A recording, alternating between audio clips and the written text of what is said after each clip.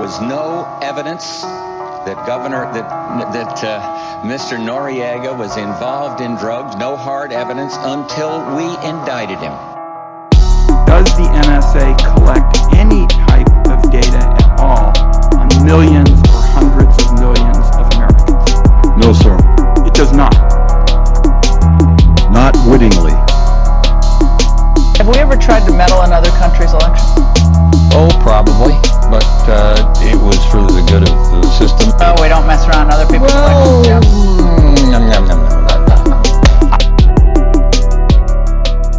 Hello, and welcome to another episode of the Rackets Podcast. I'm your host, Brian Sadie, and this show covers a number of topics such as organized crime, drug traffickers, corrupt politicians, crony capitalism. The first story has to do with the fact that Robert Kraft was arrested for solicitation of prostitution. You probably came across this story. It was widely reported.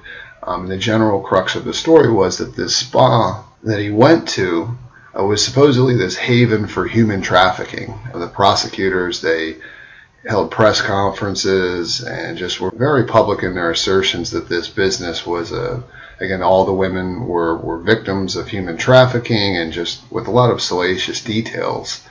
When Kraft actually went to court, the prosecutors admitted that they didn't have any actual evidence of human trafficking. This is often the case with these prostitution/human trafficking cases. Often the government will say that these are examples of human trafficking. That's how they're able to get these sort of extensive search warrants. Often it's really sort of a real cash cow for local governments because you can get a lot of federal money as long as you call this a human trafficking investigation rather than a prostitution investigation.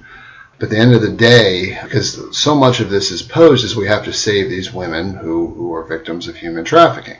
And if that is actually the case, obviously everybody would like to save a victim of human trafficking. What is often the case is that these people are not victims of human trafficking. They are free-thinking people involved in the sex industry. And the women who worked in the spa were arrested for prostitution. They weren't, quote-unquote, saved.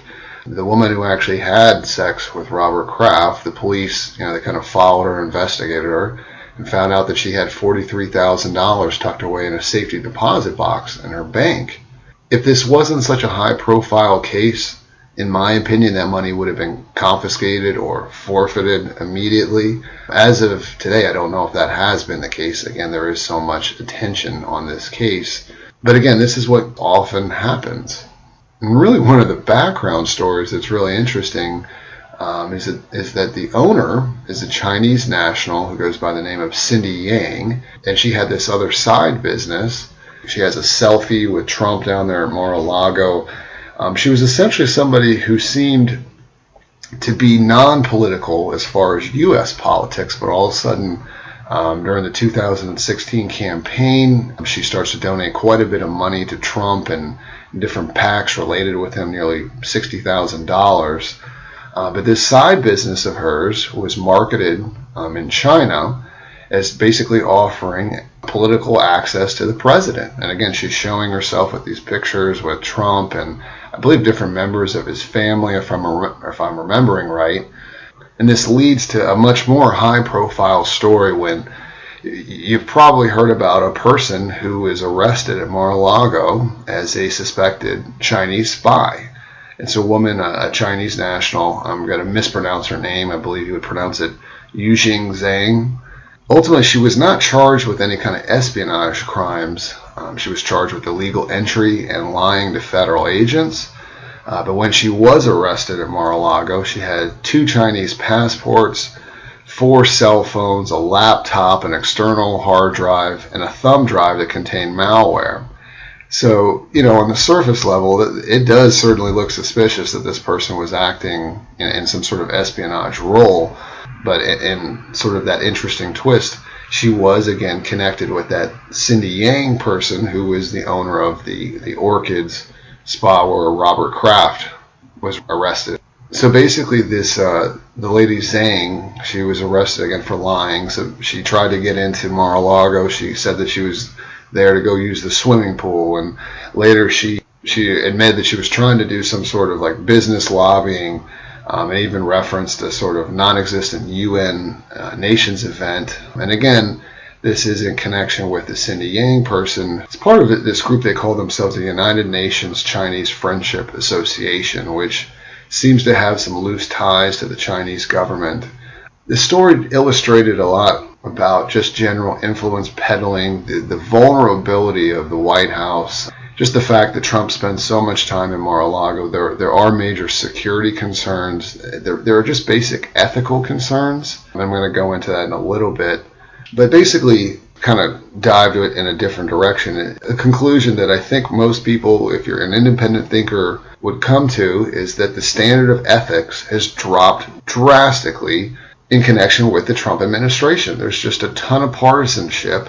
If a Democrat were in office, the Republicans would absolutely go crazy if these same type of things were occurring. But since there's an R in front of Trump's name there, they're just willing to look the other way.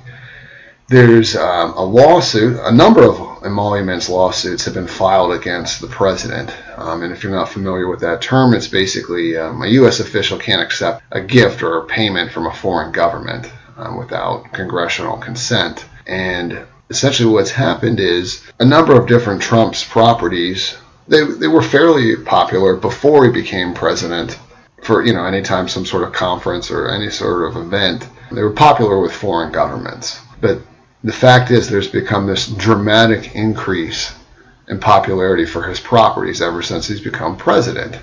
And anybody can sort of read between the lines there that there's an implied quid pro quo. And the fact is that the State Department has allowed 7 different foreign governments to rent his properties without mentioning this to Congress. I want to get back to that sidebar.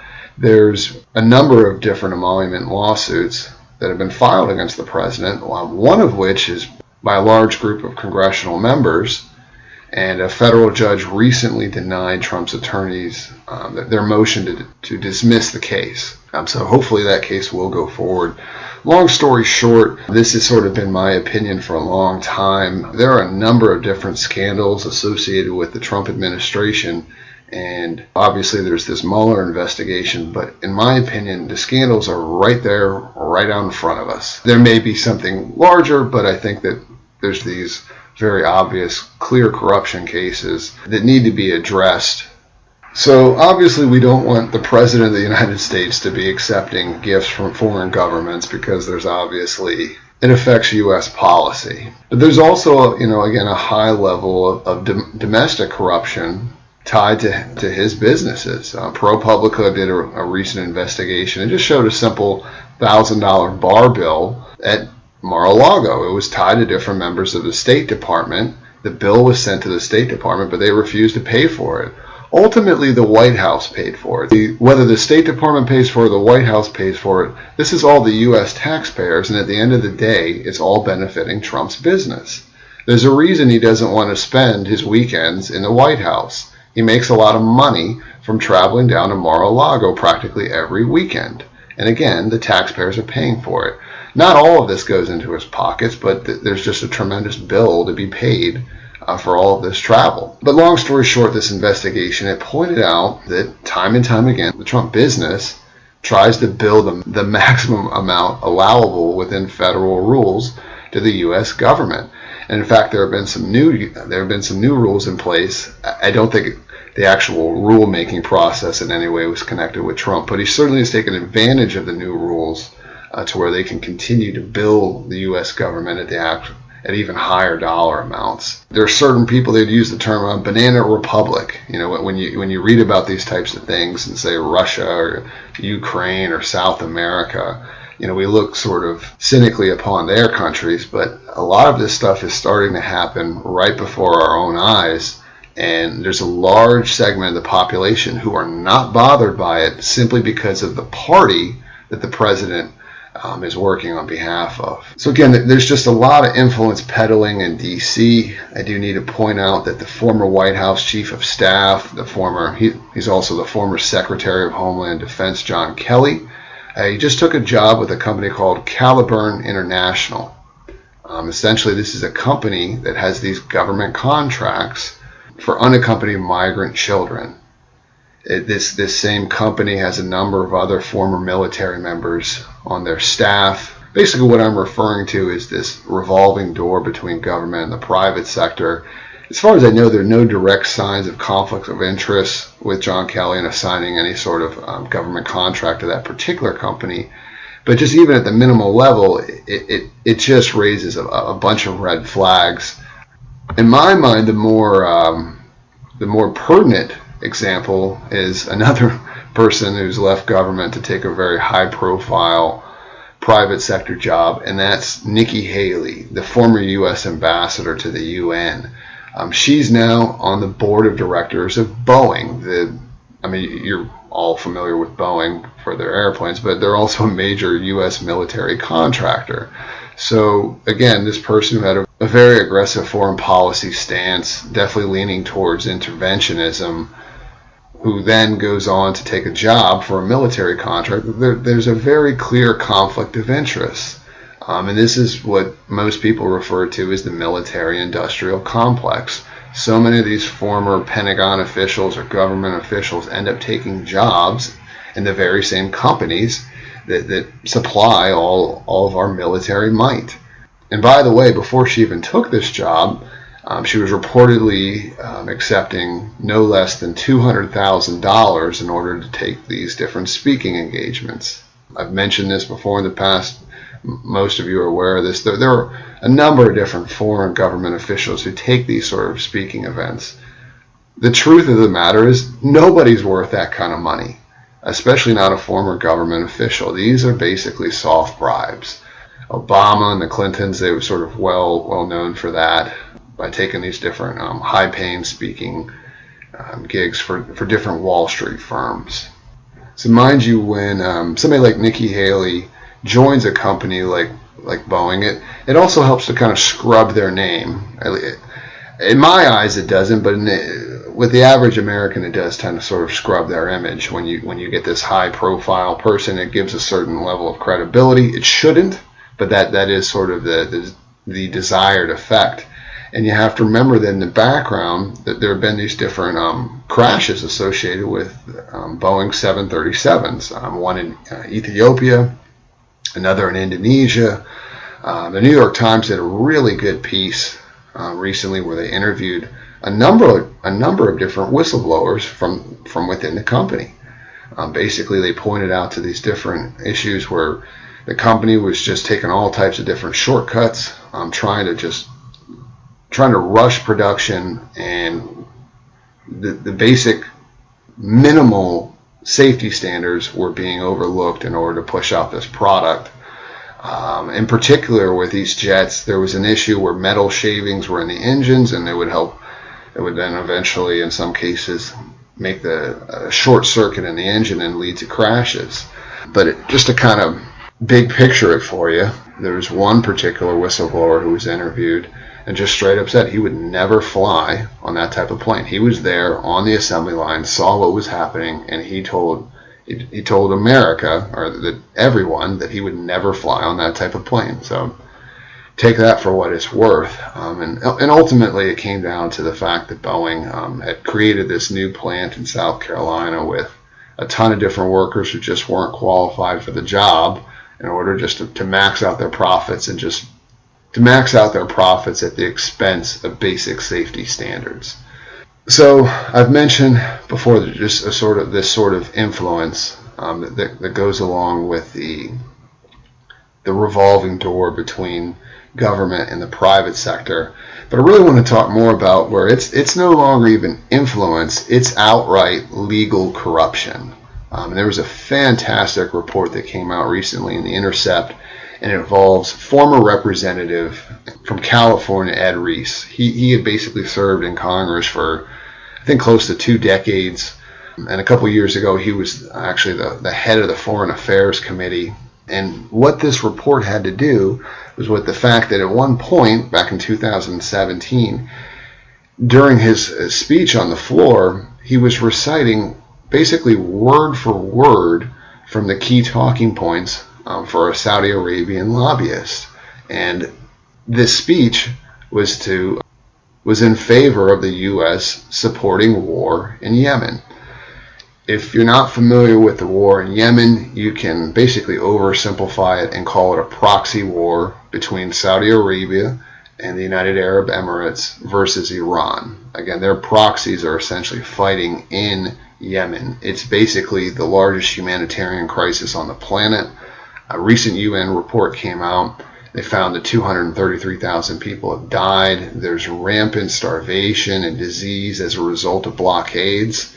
I think, over 100,000 children have died in this war. And again, we're calling it this proxy war between Saudi Arabia and Iran, essentially sort of like our Cold War with Russia, or I should say the Soviet Union. But at the end of the day, the United States is still arming these different groups. We're making a ton of money. That sort of was highlighted after the murder of Jamal Khashoggi. When Trump got a lot of pushback, he just went on the record and ultimately said, no, our private companies make too much money sending weapons to these countries. We essentially don't care about their human rights record. But just to get back to Ed Royce, at the end of 2019, he decided not to run again for office. So what does he do? Like so many corrupt government officials, they end up going into the private sector. He works for a law firm called Brownstein, Hyatt, Farber, and Schreck. This is a law firm that also does lobbying that was kind of put on the microscope after the Khashoggi murder because they work as a lobbyist for the Saudi government. But that law firm has refused to stop lobbying for them. And he's taken a very high-profile job working at that law firm. Now, I do need to note that when he was taking the talking points, it was from a different lobbying firm in the U.S. that works on behalf of the Saudi government.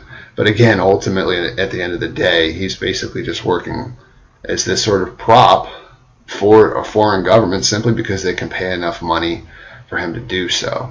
But to get back to that war in Yemen, I do think that Trump's comments, it did sort of kind of galvanize Congress in a way. Congress has just been sitting by the wayside allowing all this to happen for so many years. Very few in Congress really wanted to sort of step up and make a comment on Yemen. It's sort of small minority of Democrats and a very small minority of Republicans, most notably Rand Paul. By the end of the day, Congress eventually did actually place a vote on the war in Yemen recently, and both the Senate and the House did approve to stop supporting the war in Yemen.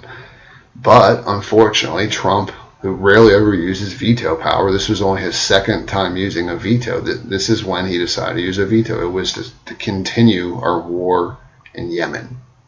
You can make your own conclusions as to why he wants to continue the war in Yemen, which, by the way, has no real actual national security implications for the United States. This is just pure geopolitics and greed on the part of the U.S. And I want to talk about another example of foreign lobbying and the direct influence here in the United States. This one was not as widely reported, and it has to do with the government of South Sudan. Essentially a number of different former U.S. diplomats.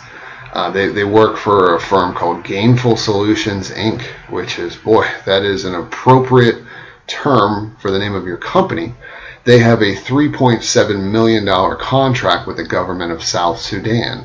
So what does $3.7 million get you? Essentially, back in the day, the U.S. government helped to broker a peace deal with South Sudan. But one of the requirements of the deal was that there had to be a war crimes tribunal. Even if you don't know much about Sudan or South Sudan, you're probably aware that the country's been just ravished with war, and it's created hundreds of thousands of refugees, or actually I think over a few million refugees, actually. Famine, the government's guilty of all kinds of war crimes. Again, if you got a few $1 million laying around, you can really influence U.S. policy simply in this way, because you can find influential former officials who will take a major payday and just totally cast aside any sort of ethical vision. There's also been a number of sanctions against the country that these lobbyists are trying to get lifted. There's an organization called the Sentry. It's actually founded by George Clooney. So again, please try to put aside any thoughts that you have about maybe like a Hollywood actor in politics. But this organization really does fantastic work. They have really strong investigative journalists, and they've done a lot of work in particular with South Sudan, but a lot of different African countries, just pointing to extensive corruption within these different regimes. And long story short, the president there in South Sudan is guilty of all kinds of crimes. Is basically a kleptocrat. He doesn't have as much of a spotlight on him as opposed to, say, somebody like a Vladimir Putin or other different regimes. But at the end of the day, again, I just want to point out just how easily our foreign policy can be manipulated by a corrupt foreign government, as long as you're willing to pay for the right lobbyists.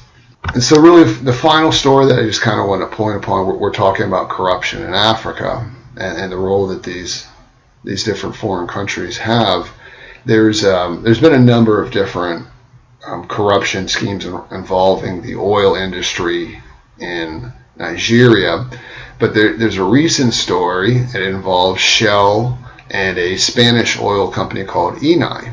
Long story short, these two companies gained this incredibly lucrative contract for drilling for oil in Nigeria that basically skirted any sort of the standard rules. Essentially, they're able to go in there, pay rock bottom prices to drill, even below what the IMF standard is. And if you know anything about the IMF, that's the International Monetary Fund. If you know much about the International Monetary Fund, let's just say that the International Monetary Fund is not looking out for the best interests of third world nations. It's funded by major national powers, mostly by the United States. And again, they are not looking out for these countries with much smaller economic might. But again, these two major companies are able to go in there, drill in Nigeria with little or basically nothing going to the Nigerian people. The deal was for, I believe, around $1.2 billion, but essentially it was worth around $6 billion. And the way that they get this, it wasn't from shrewd negotiating, it was through open bribery. The former oil minister of Nigeria is a guy named Dan Atete. I believe I'm pronouncing that right. Long story short, the bribes went to the former oil minister, who actually even awarded some of this contract to his own oil company called Malibu. But essentially the oil minister was like a point man to pass out the bribes to a bunch of different corrupt officials, including the president of Nigeria. At the end of the day, it's just another one of these examples. You'll hear a term in economics they refer to as the resources curse. And you see it throughout the world, that and many times these authoritarian governments with horrible human rights records are often in countries that have vast resources. It really is a paradox, but in many ways the country's resources get exploited for the few, and it really does nothing to benefit the many, and just helps to empower, again, an authoritarian regime. So on that very bright note, I guess I'm going to conclude the podcast. These stories are linked on my website. I ask if you want to support the podcast, you can support it directly financially. But really one of the best ways to do it is just to go out there and grab a copy of my 3-book series called Rackets. It's on the legalization of drugs and gambling and the decriminalization of prostitution. So until next time, thank you much. It's a big club, and you ain't in it. I am concerned that the size of some of these institutions becomes so large that it does become difficult for us to prosecute. You can have a license. Price is $250,000, plus a monthly payment of 5% of the gross of all 4 hotels in the store. Corleone.